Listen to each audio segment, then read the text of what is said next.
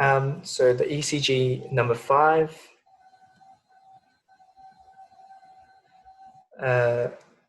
so it's a 55-year-old male with central 10 out of 10 chest pain for 20 minutes.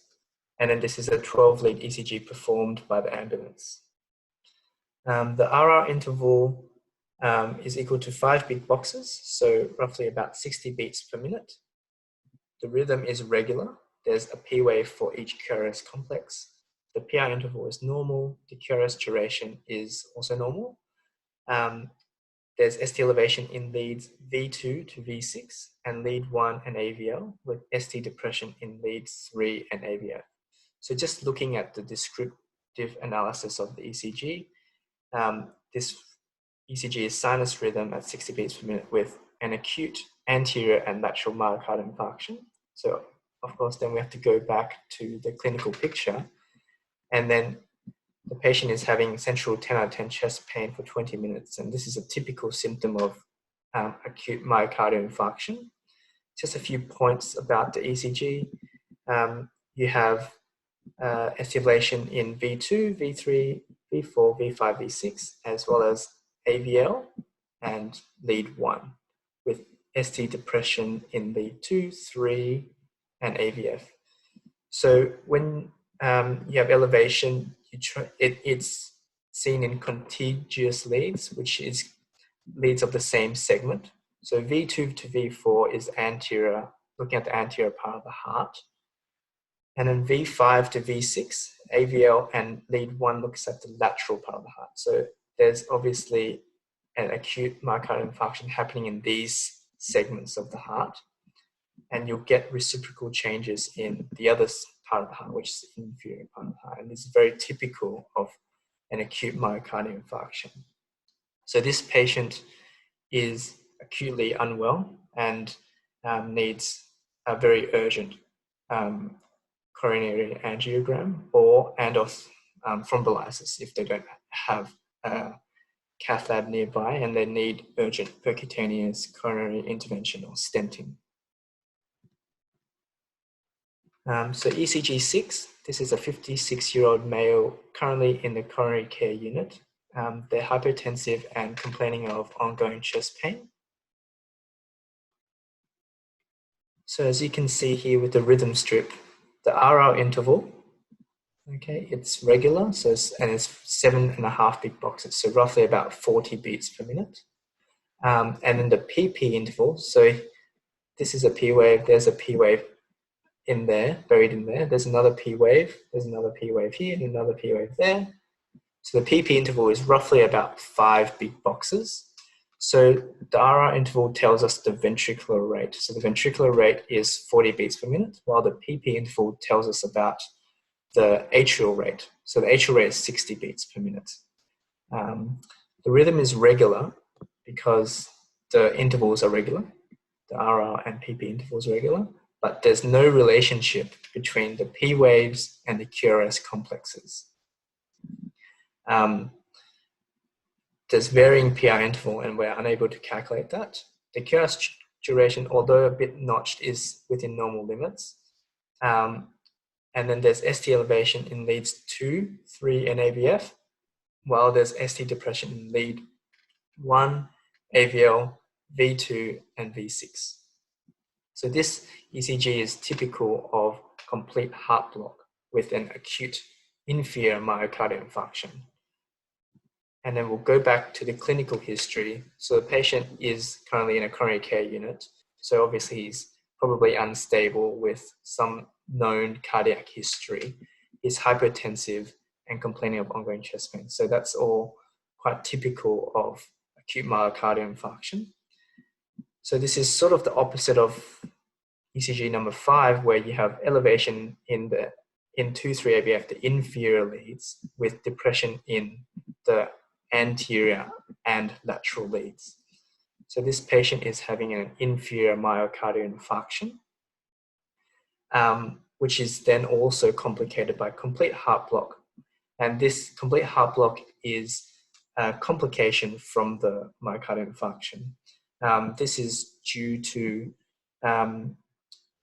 probably the right coronary artery, which supplies the inferior part of the heart, being blocked and not getting enough blood to that muscle and the structures that it supplies. So the right coronary artery supplies the AV node and the SA node in most adults.